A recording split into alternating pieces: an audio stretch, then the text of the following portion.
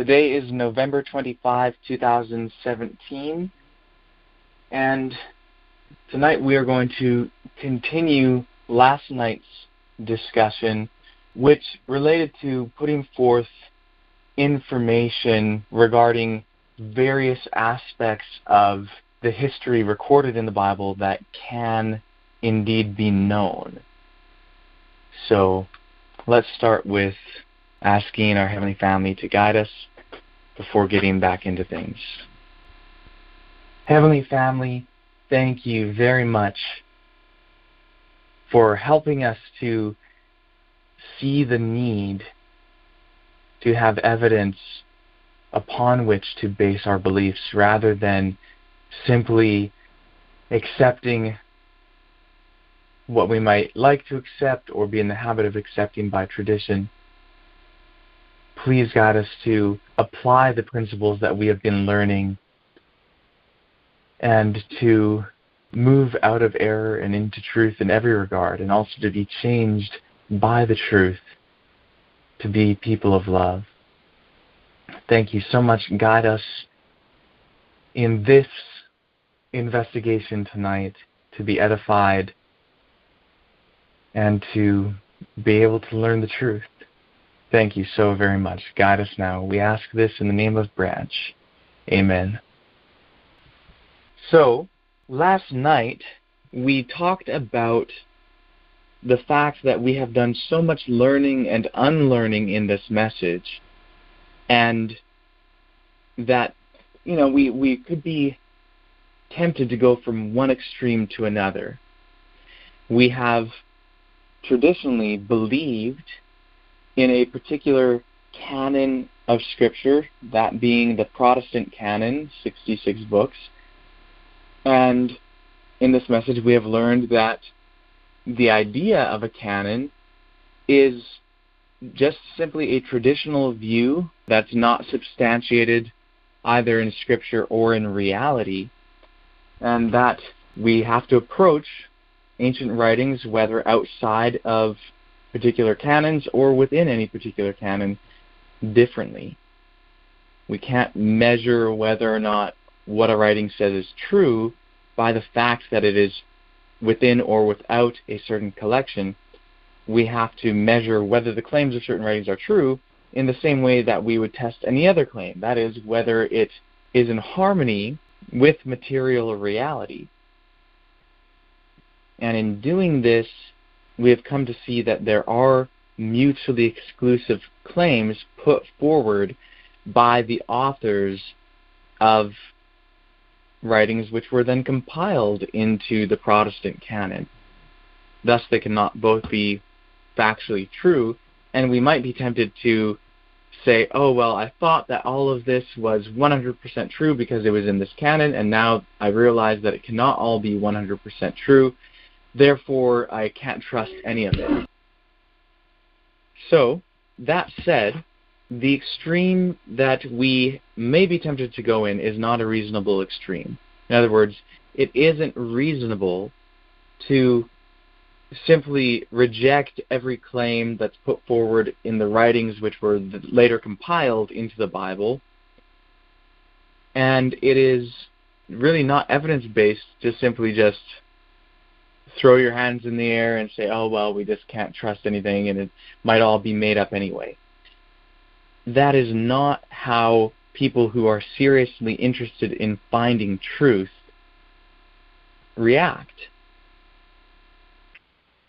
So, we have been looking at some of the claims put forward in the books which were later compiled into the Protestant canon to see what can be substantiated. And we're talking about an overall historical outline, and in order to deal with this, we're looking at some specifics, because ultimately the evidence lies in the specifics, but it's important to not become so narrow in our investigation that we fail to see the big picture of things. So last night we were talking about the fact that the idea that there was a people who could be identified as Israelites or as the genuine predecessors of the Israelites, the idea that there was such a people living in the land of Canaan, starting perhaps in the 12th century B.C.E., that idea is factually correct. And that is primarily affirmed by means of archaeology. There have been several surveys which have identified many Israelite or proto-Israelite sites, depending on how you want to use your terms. And then there have also been excavations which have actually shown the details of certain of these sites, and they were indeed what we would call Israelite sites. Also, we looked at the Merneptah Stele, which is an Egyptian inscription. It was really a stone monument with hieroglyphic writing on it, which mentions the people of Israel, or the Israelite peoples. And this is from 1210 BCE. It is the earliest reference to Israel known. And we were reading from a book by a well-known archaeologist, William G. Dever, called Who Were the Early Israelites and Where Did They Come From?, in which he describes what can be learned from the Merneptah Stele. And he concludes that it shows that there was really a people that wasn't a city-state, but it was a loosely associated tribal community that was identified as Israelites, called themselves Israelites, were known by others as Israelites, and who were significant enough of a people to be noticed by the Egyptians. And there are several other facts that he noted that we can learn from the Merneptah Stele. In short, the existence of the early Israelites in the land of Canaan from at least 1200 BC is something that is verified in material reality. This isn't something that we can simply disregard, and if we were to just say, oh, well, this is in the Bible and we can't trust anything in the Bible because we now know that the Bible is a collection of several independent writings by independent authors with different perspectives on many different things. But that doesn't mean that everything that's in it is unreliable. That bit of information is certainly reliable, and the archaeological data confirms the general setting described in the book of Judges. And in William Dever's book, he actually, in certain places, talks about information supplied in the book of Judges and its archaeological corresponding facts. And again, it's not talking about specific stories, it's talking about the general setting. But that general setting is correct. Archaeology heavily disagrees with what the book of Joshua has to say, but it heavily agrees with what the book of Judges has to say. So, again, we are not trying to tear apart the Bible, nor are we trying to say that, oh, archaeology just proves everything that you read in the Bible, because neither of those statements are actually true. Neither of them line up with evidence. But archaeology is one tool, history is another tool, and there are other tools as well, but these are tools that we can employ to test the claims set forth in the writings which were later compiled into the Bible. And when we look at the big picture, by and large, yes, the story that we have of the people of Israel is archaeologically confirmed. So tonight we're going to move forward from the history of the Judges into the period of the United Monarchy. The United Monarchy goes from the time of Israel's first king, Saul, until the end of the reign of Solomon. So it's really just 3 kings, Saul, David, and Solomon, after which the kingdom of Israel was divided into 2 kingdoms, the northern kingdom known as Israel and the southern kingdom known as Judah. So these 2 kingdoms, the period in which they coexisted is known as the divided monarchy. So we'll talk about that too. But first, let's look at the United Monarchy.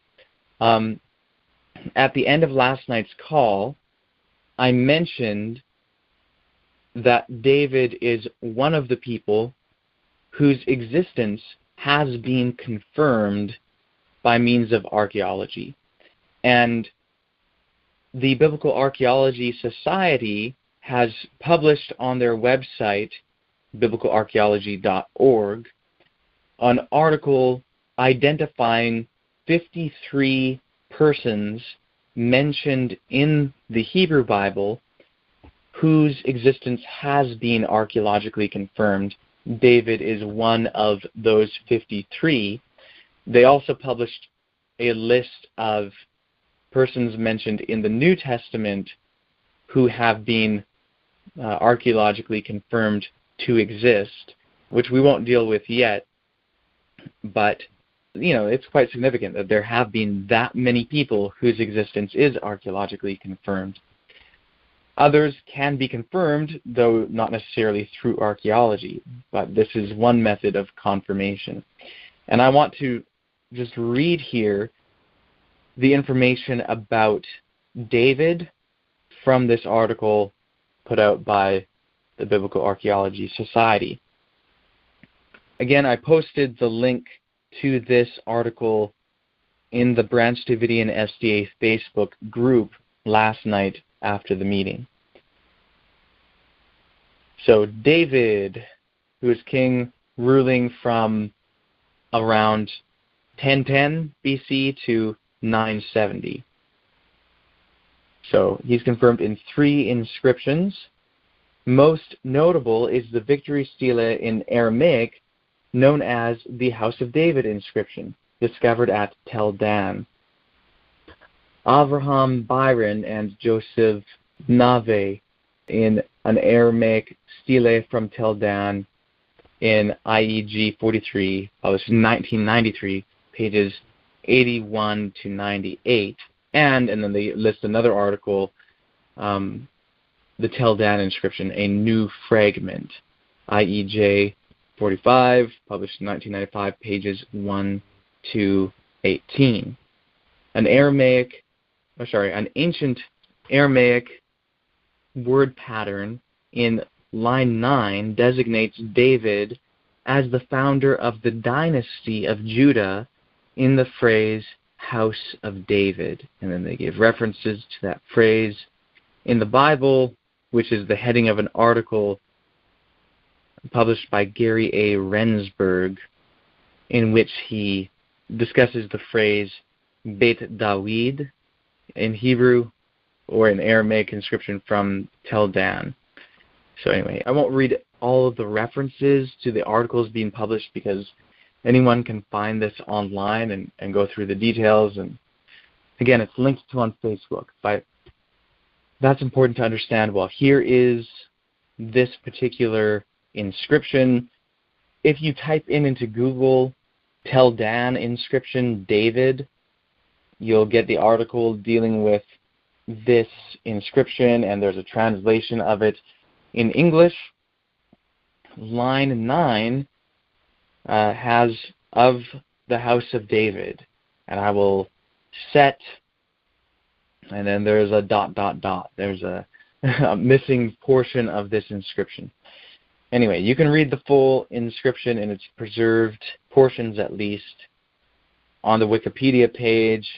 The Biblical Archaeology Society has also published other articles on it, at least one of which, if I remember correctly, contains a translation of the inscription. Continuing on the article dealing with these 53 people, in the second inscription, the Mesha inscription, the phrase House of David appears in Moabite in line 31 with the same meaning, that he is the founder of the dynasty. There, David's name appears with only its first letter destroyed, and no other letter in that spot makes sense without creating a very strained, awkward reading. And then they give an article, House of David's restored in Moabite inscription, that's published in Bar, the Biblical Archaeology Review, volume 20, number 3, which is the May-June issue of 1994, pages 30 to 37. David's name also appears in line 12 of the Mesha inscription, and then they provide references to articles dealing with that. The third inscription in Egyptian mentions a region in the Negev called the Heights of David, after King David. And then they reference articles to that as well. Okay, so that gives the evidence, these three inscriptions that have been found that deal with the existence of David. So the Teldan inscription is from the 9th century B.C.E. The Mesha stele, it was set up around 840 B.C.E.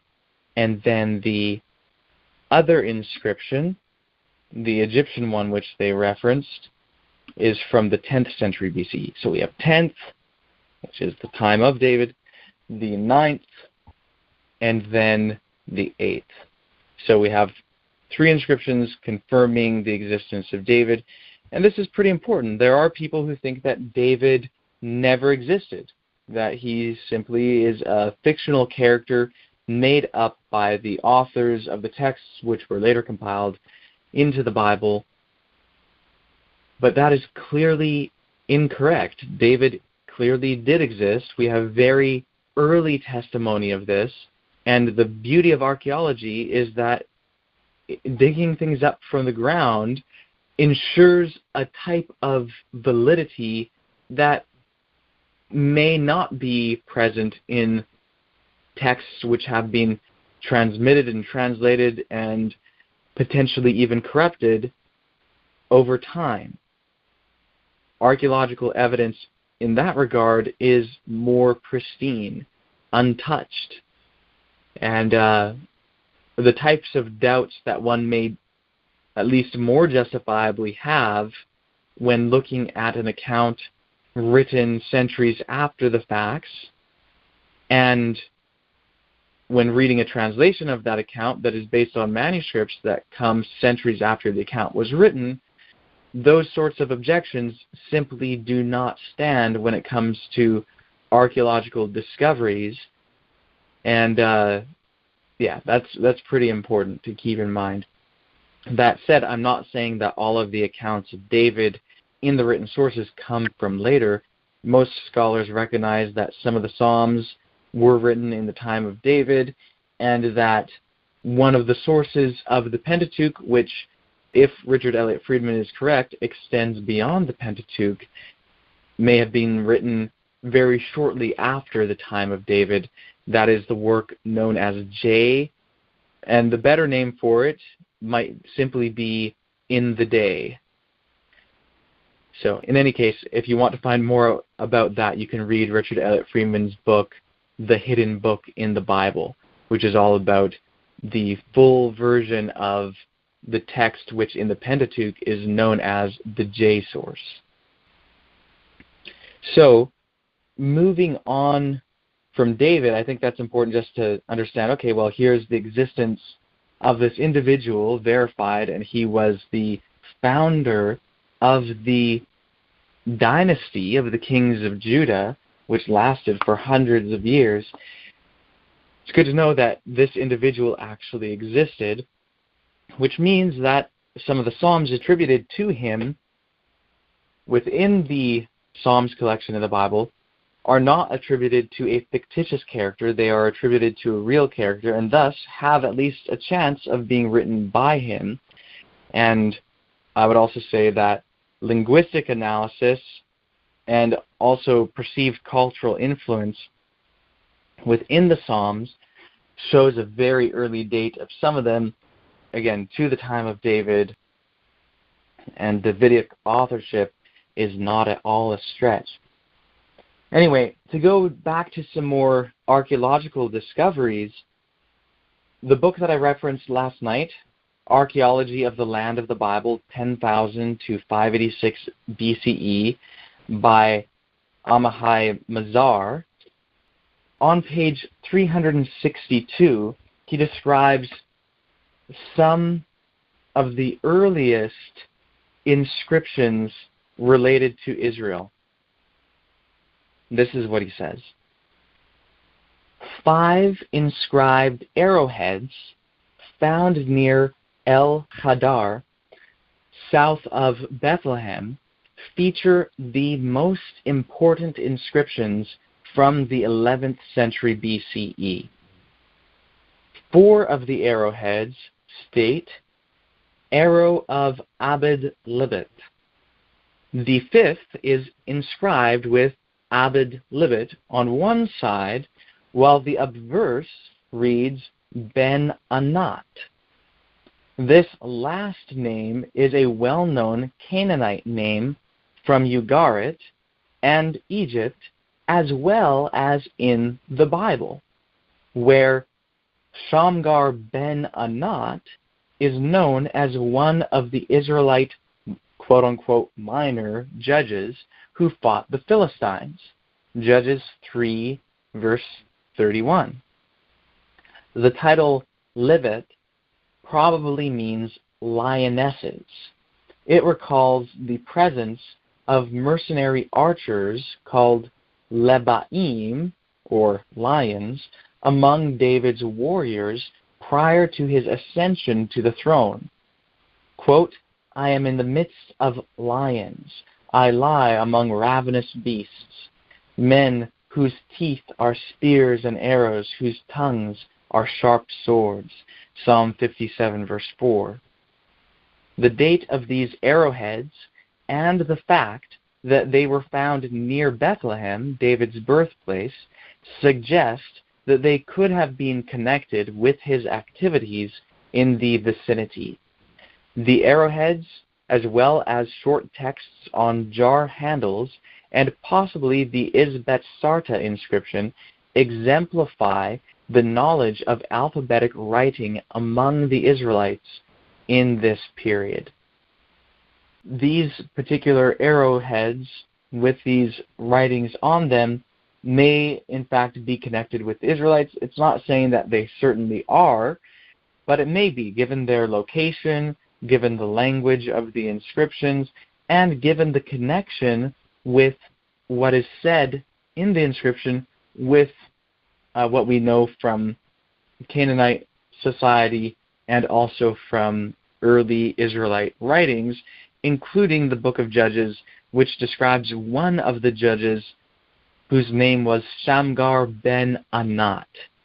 So Ben-Anat is the name of one of the judges mentioned in Judges 3:31, and it is also written on one of these arrowheads. Ben-Anat means son of Anat. And as we found in our recent new moon study, Anat is a title or name used for the sister spouse of Baal in pre-Israelite Canaanite writings. So it's very interesting that one of the judges of Israel, Shamgar Ben-Anat, is really Shamgar, son of Anat, which, by the way, in pre-Israelite Canaanite writings, as well as in Israelite writings, the kings or rulers were viewed as adopted children of the gods. So it's not really surprising that you could have an Israelite ruler, an Israelite judge, known as Shamgar ben Anat, that is, Shamgar son of Anat, so long as the Israelites actually viewed Anat as being a title for at least one of their deities. So, in addition to this being evidence for the existence of early Israelites, it is also evidence that early Israelites were actually a subgroup of Canaanites who shared the titles for their divine persons and who were part of that Canaanite culture, including what we anachronistically might call, quote-unquote, religion.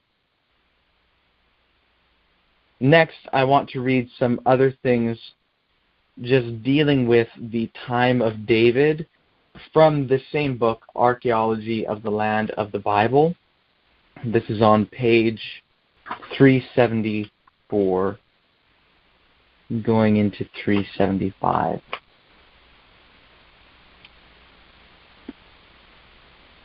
Violent destructions by fire of flourishing Canaanite and Philistine towns such as Megiddo, stratum VIA, 6a, and Tel Qasil, stratum 10, can perhaps be attributed to David. At both these sites, the succeeding modest habitation can be dated to his reign. Okay, so it's talking about the destruction of these two cities and how the dating of those destruction layers is to the reign of David. At Megiddo, stratum 5b, houses were constructed along the perimeter of the mound, their outer walls creating a defensive line. No fortifications or public buildings should be attributed to this phase. At Tel Qasil, the ruined town was reconstructed to some degree, but within a more limited area. Several small village sites may be attributed to the time of David's reign, such as Kirbet Dawara, near biblical Michmash, in the land of Benjamin, where a circular-shaped settlement was defended by a Cosmot wall, or Tel Beersheba, stratum 7, where dwellings were built around a central open area. New types of pottery appear in these levels, characterized by distinct shapes and hand-burnished red slip. It would appear that the first half of the 10th century B.C.E. was a transitional period in which the Israelites began to develop an urban culture. The modest archaeological data from the time of David, although not conforming with the image of an empire founder, is consistent with the biblical accounts, which do not attribute to him any building operations. Okay, so in the time of David, at the strata or the layers of sediment which correspond to the time of David, in other words, which contain material which dates to the time of David, show a transition toward urbanization. But they don't show a lot of architectural operations or anything like that, and that is entirely consistent with the biblical account because David wasn't said to have really built anything. The next section, starting on page 375, deals with Solomon's temple. Now, Solomon's temple has not been found, which is no surprise, and that also is no contradiction to the biblical text, which describes the destruction of Solomon's temple. Also, Jerusalem is a very hard place to do archaeology. Again, note, I'm not saying Israel itself, although that sometimes is the case too, but Jerusalem, the city, is a difficult place to do archaeology because of the political circumstances and simply the fact that people are living there. It's inhabited, and you can't really just dig in someone's backyard or their home, in their living room or whatever. So you can't really just go looking, plus the Temple Mount is right there. You can't just go digging there.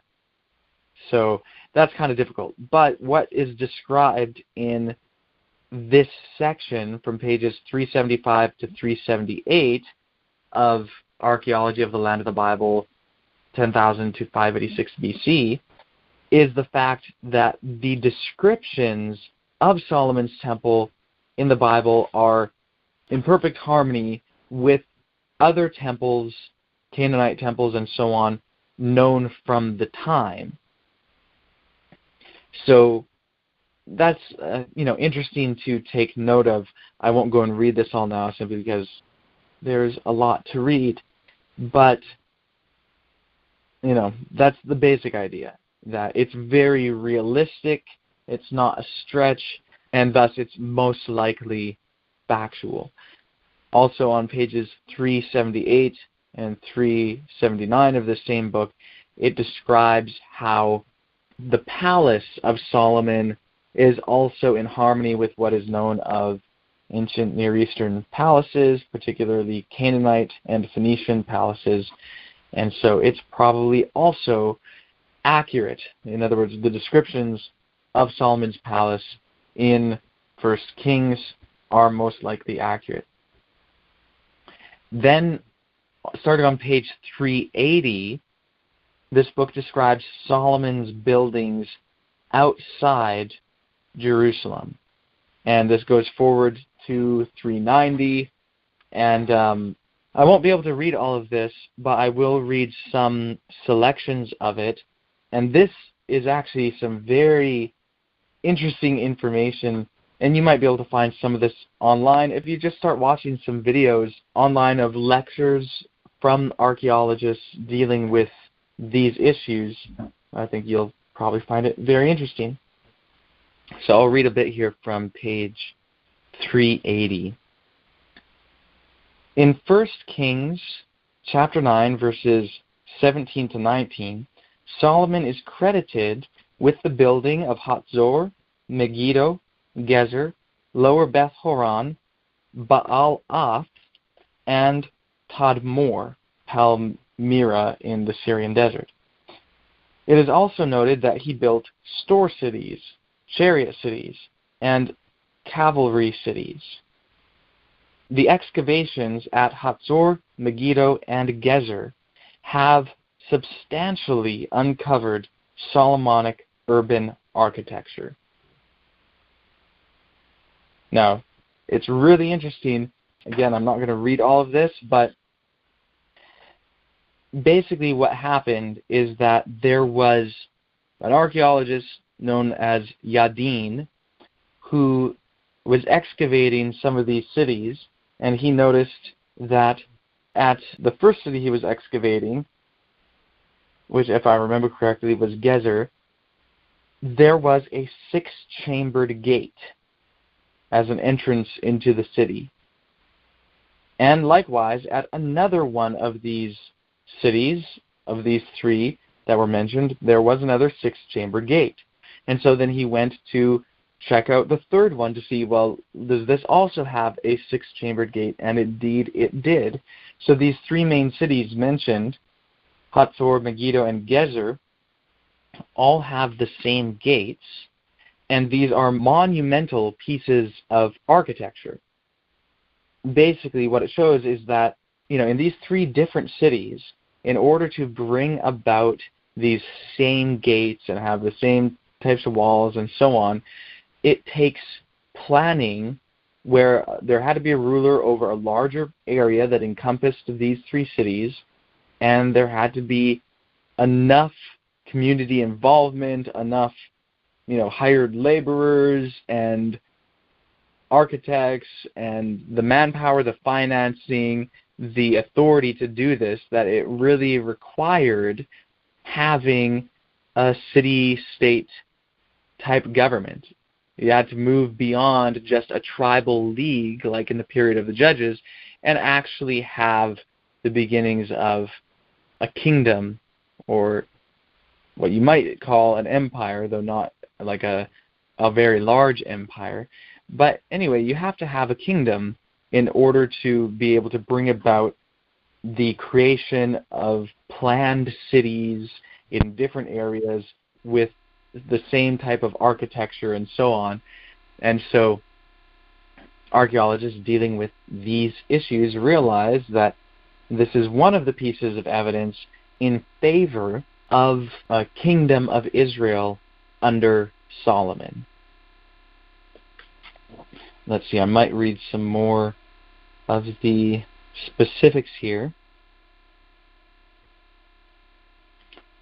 All right, on page 385 of this book, it says, the city gates of Megiddo, Hatzor, and Gezer were noted by Y. Yadin as the bold illustration of a centralized royal building operation attributable to Solomon on archaeological grounds, as well as on the basis of the biblical reference in 2 Kings chapter 9, verses 15 to 17.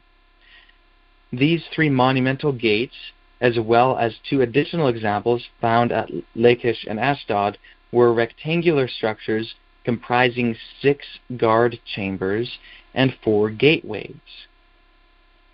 The facades of the gates at Megiddo, Hatzor, and Gezer included projecting towers, and their central passage was 4.2 meters in width, almost equal to 8 royal Egyptian cubits of 52.3 centimeters each.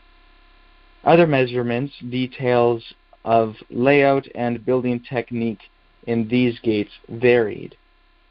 The 6-chambered inner gate of Megiddo was built of high-quality ashlar masonry. It is the only one of these gates which was completely built of ashlar stones, like the Megiddo palaces. And then it goes on, dealing with specifics of these gates, which, we're not going to read all of that right now. I'll go forward to some of what it says at the bottom of page 387. The rise of the monarchy brought about changes in the socio-economic structure of Israelite society, and in consequence, a new pattern of settlement was formed. Many of the small sedentary villages typical of the period of the Judges were abandoned, and others developed into towns, but our knowledge of this process is still limited. In addition to the royal cities of Megiddo, Hatzor, and Gezer, Israelite occupation levels from the 10th century B.C.E. were identified at Dan, Tel Kinrot, Tanakh, Yokneam, Tel Amal, Tel Abu Hawam, Shikmona, Tel Mevorach, Tel El Farah, Tel Hamath, Tel El Mazar, Tel Kasil, Beth Shemesh, Timnah, Tel Beit Mirzim, Lachish, Arad, and Tel Beersheba. The evidence for most of these sites indicates the initial renewal of urbanization, though it seems that towns were still not densely populated or built up. This was the beginning of the gradual process of urbanization which reached its zenith in the succeeding centuries. And then it goes on describing fortifications at some of these cities and town planning. Town planning is very important because it requires some sort of governmental setup, not just people building their own house here and there. If you have planned towns, well, that involves a lot more of an organization, governmental organization. It talks about other settlement features related to the United Monarchy, and lastly, settlements in the Negev, which again is the desert just south of Jerusalem. All of this is just to say that evidence for a nation of Israel united under a monarchy during the time that we know of through the writings in the Bible as the time of Saul, David, and Solomon is amply attested through the archaeological remains in the land of Israel. That's really important. It shows us that David and Solomon, and some of the things, even some of the specific things described concerning them in the Bible, are not fictitious or mythological or anything like that. Like the Bible mentions Solomon making these 3 cities, and these 3 cities are united together through common architectural features, including this 6-chambered gate and its monumental architecture. And in this book it even describes some of the Phoenician style architecture, which Solomon is said to have hired Phoenicians in the Bible to do this. So, there's a lot that is actually verified. Now, going to the divided monarchy, there's actually quite a lot of information that we have. Some of what I'm about to mention is not really unique to the divided monarchy, but the majority of the evidence comes from that time. But there's a new book by Richard Elliott Friedman called The Exodus, subtitled How It Happened and Why It Matters, in which he argues in favor of the historicity of the Exodus, which is a more complicated subject. I'm not going to get all into that right now, but in part of his book he describes some of the evidence for a people of Israel in the land of Canaan, and how they, these people clearly worshipped a god named Yahweh and different things like that. I'm going to read a little bit of what he said here on pages 88 to 91 of his book. I might not read everything in those pages, but I'll at least read some of it. Inscriptions in Hebrew. First, the land is filled with inscriptions in Hebrew. I do not mean just an occasional message on a piece of pottery or carved in a wall, nor should we even start with 1 or 2 of the most famous archaeological finds. Rather, we have thousands of inscriptions. They come from hundreds of excavated towns and cities. They are in the Hebrew language. From whatever the point that Yahweh was introduced in the land, the inscriptions include people's names that bear forms of the name of their God, Yahweh. And then he puts in parentheses, thought to be pronounced Yahweh with the accent on the second syllable. This means names like, and now he gives a list, a table of names that were found in Hebrew inscriptions with what these names mean. So, Hoshea, which means Yahweh saved. Ahijah, which means Yahweh is my brother. Shemariah, which means Yahweh watched. Gemariah, which means Yahweh accomplished. Ge'al-Yahu, which means Yahweh redeemed. Azaryahu, which means Yahweh helped. Hilkiyahu, which means Yahweh is my portion. Berechiahu, which means blessed by Yahweh. Shelemyahu, which means made whole by Yahweh. So, that's just a list of names, and it's like, okay, well, clearly these inscriptions being found by means of archaeology show that there was a people in the land who worshipped a god named Yahweh. The inscriptions also refer to their rulers. Both Israel and Judah had kings. The inscriptions include stamps and seals from official documents. The seals were people's engraved names, which were imprinted on small chunks of clay, producing a stamp, also called a bulla. The inscriptions also come from tombs, where that land's people were buried. They named people who appear in the Hebrew Bible. Just while I was writing this chapter, a beautiful clay stamp was made known that had been discovered in Jerusalem, bearing the name of King Hezekiah, son of King Ahaz. Hezekiah and Ahaz are two of the most prominent kings in the Bible, appearing in the books of Kings, Chronicles, and Isaiah.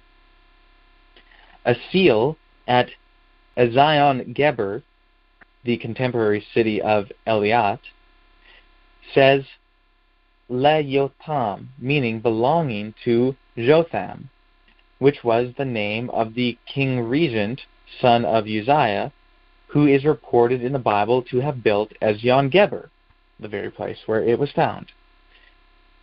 A seal at Megiddo says, servant of Jeroboam. Jeroboam is the name of a king of Israel in the Bible. We have found pottery jars and handles stamped with the word Lamelech, which means by the king or according to the king. They are like stamps of government-approved measures on bottles and packages today. Altogether, there are thousands of Lamelech seal impressions on jar handles. Some of the bullae identify the person as who is over the building, Aser al-Habayit, or who is over the workforce, Aser al-Hamas, which are titles for officials in the government. Some identify the person as the scribe, Hasofer, or as servant of the king, Ebed Hamelech, which is another term for a royal official, or as son of the king, Ben Hamelech, meaning a prince, or as mayor of the city, Sar Ha'ir, or as officer of the army, Sar Ha-Savah. These references to titles of civil and military officials are not just a matter of getting some people's names from those times. They are specific signs of the existence of a government, of official organization and administration. In the City of David excavations of Jerusalem, where I spent 4 seasons with my students from the University of California, San Diego, 51 bullae were found, many with names ending in Yahu, and one of them had the name Gemaryahu ben Safan. He was a man mentioned by name in the book of Jeremiah. Inscriptions include wording that also appears in the Hebrew Bible. They reflect a widespread community whose dominant language was Hebrew and who worshipped a god named Yahweh. I happened to be present at the time of the discovery of another important inscription in Jerusalem, though I didn't know it until years later. In the summer of 1979, I was staying in Jerusalem at the Scottish Hospice, a guest house connected with the Church of Scotland. One morning, I looked out my window and saw people engaged in archaeological work below. Since I am in the business, so to speak, I went out and chatted with them. I learned that they were doing an excavation under the direction of the archaeologist Gabriel Barkay of the University of Tel Aviv, and they had uncovered some tombs from the 7th century B.C.E. In one of these burial caves, they found a cylindrical object made of silver. The silver had been beaten into a flat sheet like foil.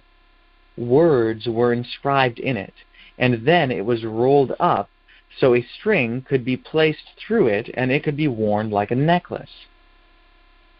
The problem was that it was 2,700-year-old silver, and whenever anyone tried to unroll it to see what it said, it cracked. It was sort of the archaeological equivalent of the Heisenberg uncertainty principle. If you looked, then it could not be seen. So it appeared that we might never know what was inscribed in it. But Ada Yardini, a curator and conservationist at the Israel Museum, would not give up. She put a concoction of thick glue around the cylinder and then opened it a tiny fraction of an inch. Then she applied more of the concoction and then opened it another minuscule amount. This process was painstaking and slow, but she finally unrolled the silver. And this is what she read. Quote, "May Yahweh bless you and keep you. May Yahweh make his face shine to you and give you peace." End quote. It is the words of the priestly blessing in the Hebrew Bible. You will find it in Numbers 6, verses 24 to 26. It is thus the oldest text known from the Bible ever. That was just one inscription. In a Harvard expedition at the city of Samaria in 1910, over 60 were found. Later excavations brought the number to 102. In the excavation of the city of Lachish, a British archaeologist, J.L. Starkey, found 21 drafts of letters in Hebrew on pottery shards, ostraca, in 1935. Lachish was the second biggest city in Judah after Jerusalem.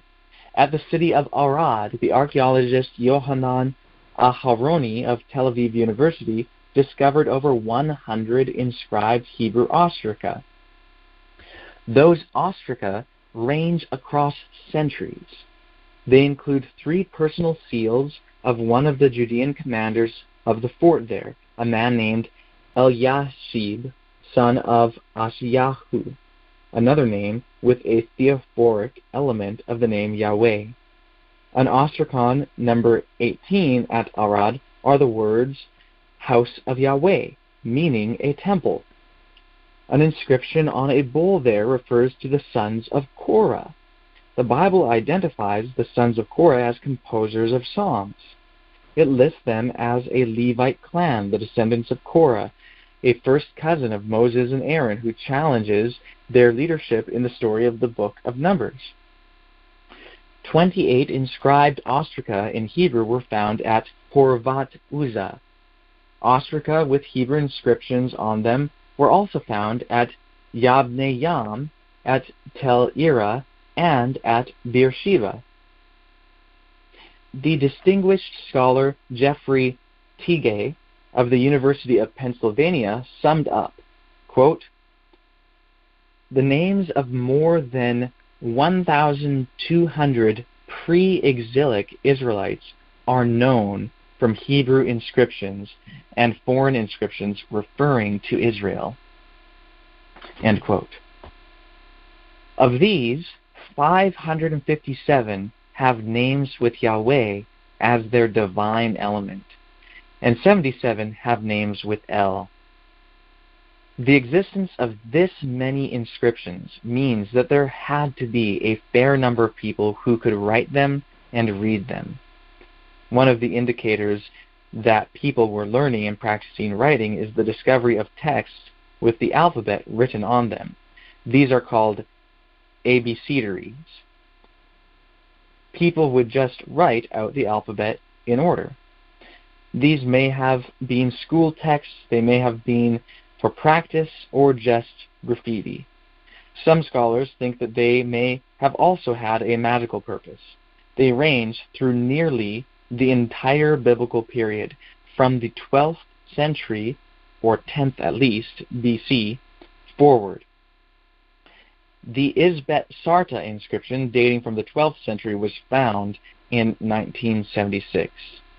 The Tel Zait inscription, dating from the 10th century, was found in 2005 in excavations by the Pittsburgh Theological Seminary, directed by archaeologist Ron Tappy. And then he goes on and he quotes the account of one of his former students, Michael Holman, who was at the excavation and describes the find and so on and so forth. And then on page 95 of the Exodus, Richard Elliott Friedman describes inscriptions from other countries that refer to Israel and so on. I mean, there's a lot of information here.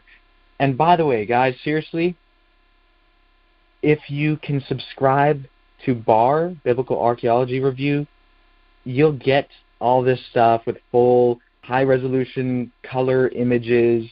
You'll be able to see the pictures of excavations as they are happening, things literally being dug out of the ground, translations of the texts. And if you can't subscribe and actually get the magazine, because it does cost however much per month, you can just do a free subscription and at least receive Bible History Daily, which is a little daily article put out by the Biblical Archaeology Society dealing with archaeological finds related to the Bible. So there's a lot of good free information that they put out. And again, like, having these things read to you is one thing, it acquaints you with them, but when you can actually look at them, whether in a physical magazine published by the Biblical Archaeology Society, or seeing the pictures of it online in articles that have been published, that has a greater impact to be able to actually see it. Though you don't have to be able to see it in order to gain the knowledge. I mean, you can do your indirect experiment to validate these finds.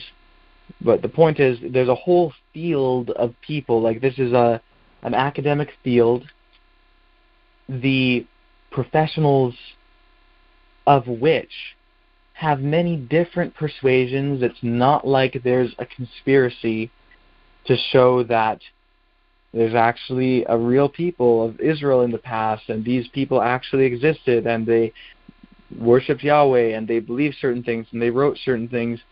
It's not like this group of Jews, Christians, atheists, agnostics, Muslims, people of all different beliefs and non-beliefs are conspiring together to plant things in the ground and then dig it up, to take pictures of it and to write articles and to debate over the details in publications which no one even reads unless they're a specialist in the field.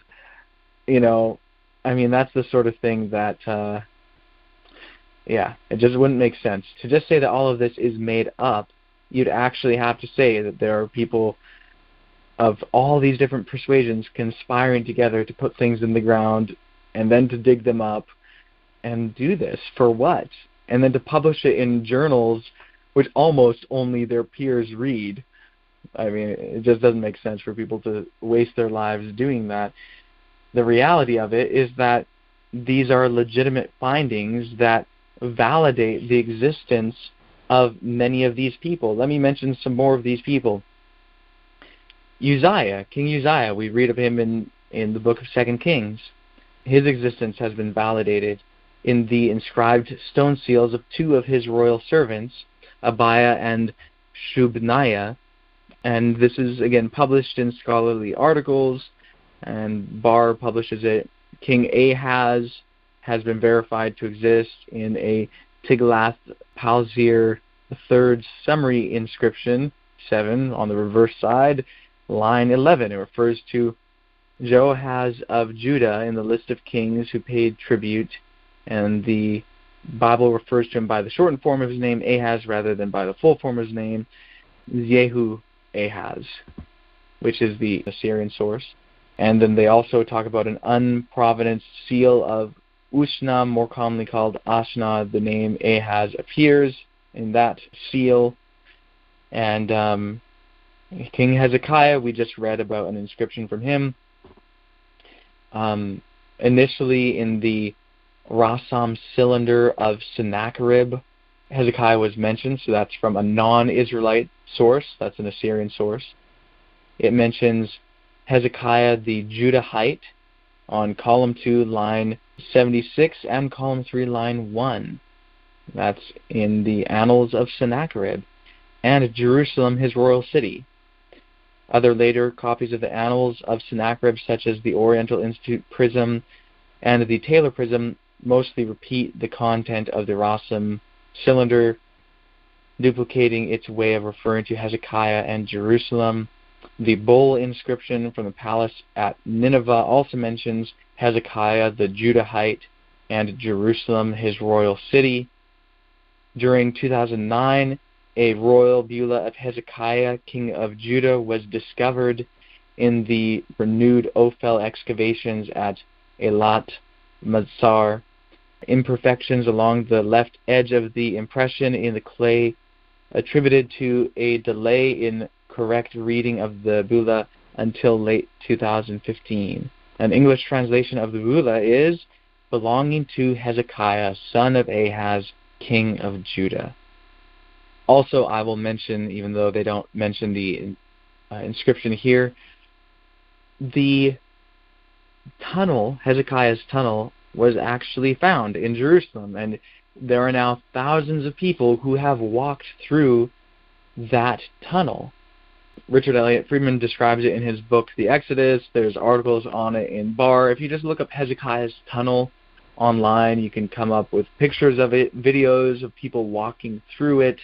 But, you know, in the Bible it describes Hezekiah making this tunnel to bring in water as a water channel, and that's what it is, and it's still there today. And inside there's actually an inscription that was found in the tunnel describing how it was made, and it's really remarkable how it was made. People literally started on either end, where they wanted the end of the tunnel to be and the start of the tunnel to be, and they started digging through the bedrock, hoping to meet each other in the middle. And when they got close, they could actually hear the other people with their picks hitting into the bedrock, and they just started, you know, they made a slight adjustment to turn toward each other, started hitting through, and they ended up meeting each other, and it worked. Like, they were almost dead on, and they were able to make the last minute correction and meet, and the inscription was there with Hebrew datable to the time of Hezekiah. It's like absolutely confirmed, proven to be Hezekiah's tunnel. It's just really remarkable that, you know, we have these physical remains. King Manasseh has been archaeologically verified to have existed in the inscriptions of the Assyrian kings Esar-Haddon and Ashurban-Ipal. Manasseh, king of Judah, according to Esar-Haddon, was among those who paid tribute to him. So this is again in an Assyrian inscription. So this isn't even Israelite. It's not like someone planting stuff. And again, the other thing is, this couldn't really be a conspiracy trying to prove the existence of these people, because these things are found not only by different archaeologists, but in many different parts of the world at many different times, ranging over a long period of time. So anyway, very, very interesting. Another person, Hilkiah, high priest during Josiah's reign. In the city of David, Bula of Azariah, son of Hilkiah, was found. The oldest part of Jerusalem, called the city of David, is located where the Bible places all four men named in the Bula, covered in the present endnotes. And it gives more information. Basically, Hilkiah, he's the one who found the scroll of the law and gave it to Josiah. So his existence has been confirmed. Josiah himself has also been confirmed. Shaphan, scribe during Josiah's reign, confirmed. Azariah, Gemariah, Jehoiachin, Shelemiah, and there are more. You can go over this list. It also talks about kings of Israel. Those were all just kings of, well, kings and leading people in the southern kingdom, in Judah. But there's also people from the northern kingdom. Omri is one of them. He was a very important king. Omri, Ahab, Jehu, Joash, Jeroboam II, Menahem, Pekah, Hoshea, Sanballat I. All of these people have had their existence archaeologically confirmed. So again, these are things that we can know. It's not like we're just left to be hopeless and hope to find some things. It's very important. When I was looking through the book Archaeology of the Land of the Bible, 10,000 to 586 B.C., dealing with the period of the divided monarchy, I mean, the chapter is almost 60 pages long. They cover so much information. I'm not going to read that all to you guys right now because it's just way too much. I'll just read some of the titles, however. This is found from pages 403 to 460. And it gives a historical outline, the northern kingdom of Israel. Then it deals with Samaria, the capital city of the kingdom. Samaria has been at least partially excavated. They have an outline of the city. They have pictures of this, pictures of the walls, and so on and so forth.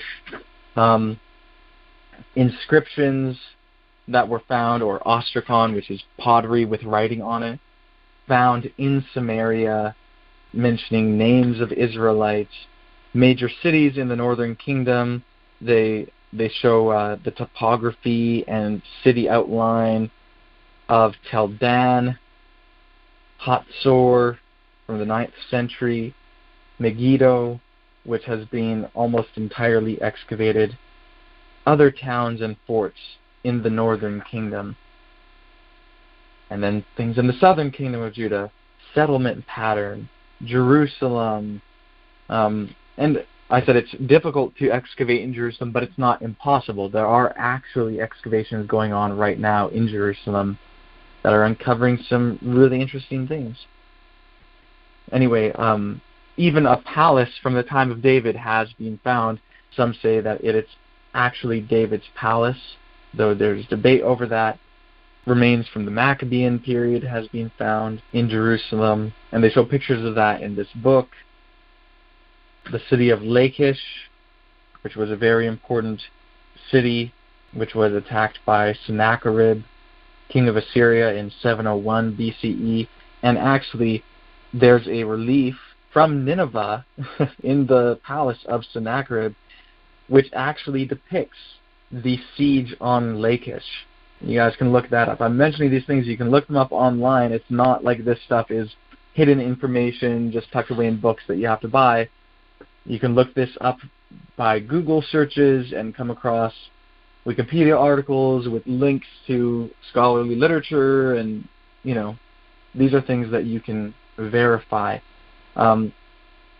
In the depiction of the siege on Lachish that was found in Nineveh, in Sennacherib's palace, it shows how the Assyrians built a ramp up to the gate of Lachish. That ramp is still there today. Like, you can look up the ramp at Lachish, and you'll see the pictures, and you can probably find video of it too. I haven't looked for video, but you can probably find video of that ramp. It's still there. I mean, these are definitely accurate reports. Also, the city plan of Tel Beit Mirsim, another city. The northern Negev, again, this desert just south of the Jerusalem area. There's been archaeological finds there. Ostraca have been found there with Hebrew writing on them, with names of Israelites and details about their lives. Several other cities have been found. Kadesh Barnea, a fortress from the 8th century BC, has been found, and it's quite the fortress. Other inscriptions. I'm just kind of skimming through this book so I can mention some of its contents without having to read large sections. Anyway, I think that's probably all I'll mention for now, but there's a whole lot there from the period of the divided kingdom especially. There's a lot. Also, there's a book which I was able to recently obtain called The Ancient Near East, an anthology of texts and pictures. I was only able to get volume 1, but it has translations of inscriptions that were found in Palestine. It has a section of Hebrew inscriptions. Let's see, from page 209 to 214 is a translation of just a few important Hebrew inscriptions. And it also has information, of course, from outside of the land of Israel, everywhere in the ancient Near East. I'll just read you one thing here as an example. It's a little inscription that was discovered at Gezer in 1908. And it was probably written in the third quarter of the 10th century, about 925 B.C. It's in good Hebrew, and it's just a little ditty for children, apparently. This is what it says. His 2 months are olive harvest. His 2 months are planting grain. His 2 months are late planting. His month is hoeing up of flax. His month is harvest of barley. His month is harvest of feasting.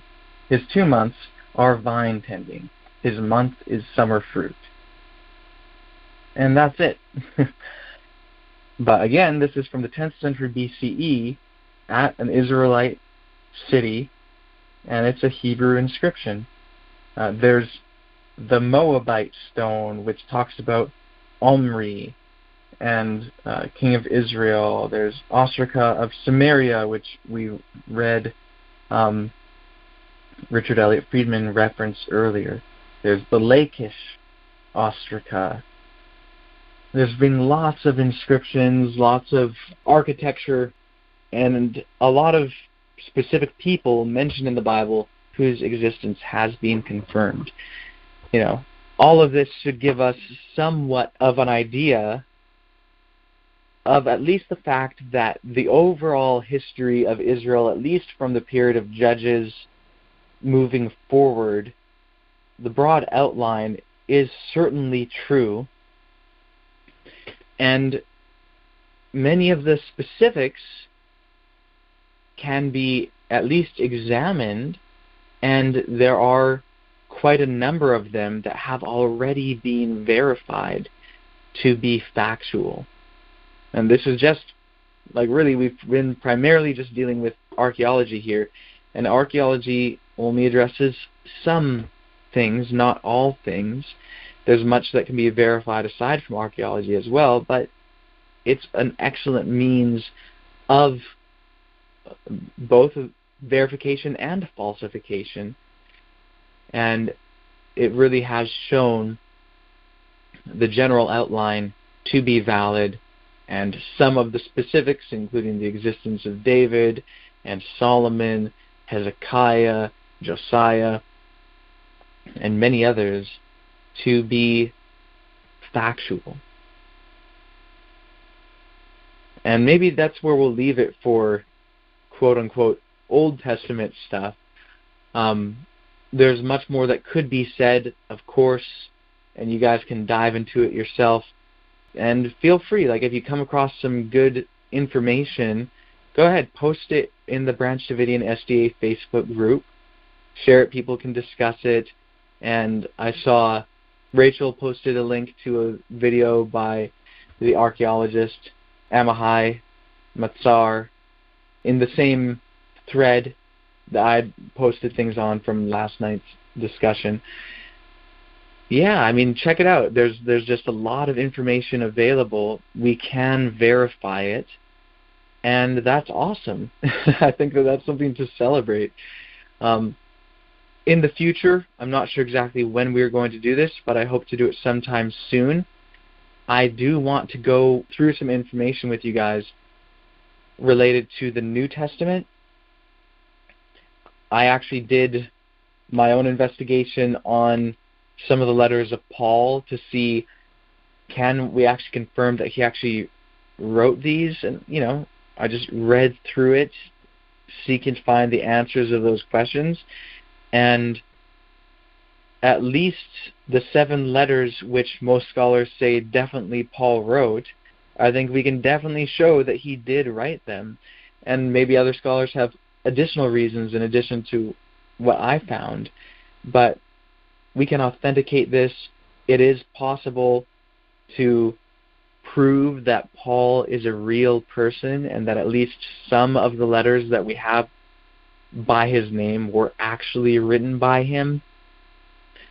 And we can also establish at least a general chronology of Paul's life. specifically his ministry. Like, these are things that we can factually determine, and I want to go through some of the details of that with you guys so that you can see that that's not something you have to just take by faith, as it were. It's something that you can verify. And also, I want to go through some of the facts regarding Jesus, his existence, his crucifixion, some of the things that can be known about him. And of course, his resurrection is something that we've already dealt with, and perhaps we'll deal with it again. It's really important to be aware of the fact that there are so many facts that we can establish to indeed be facts. And the messages that have come to this Israelite people can be shown to be real messages that have come. Jesus can be shown to be a real person who did amazing things, who said amazing things, who had a message that is in fact true. It does comport to material reality, and his message of morality is a morality that is based on reality. Just like the message of the teacher of righteousness 200 years before him and of others before him, we can establish that these messages are true and important, and that Jesus did indeed rise from the dead, and that these things are not fanciful tales. So, again, check it out. I look forward to see what you guys may post along these lines as well. Are there any questions or comments?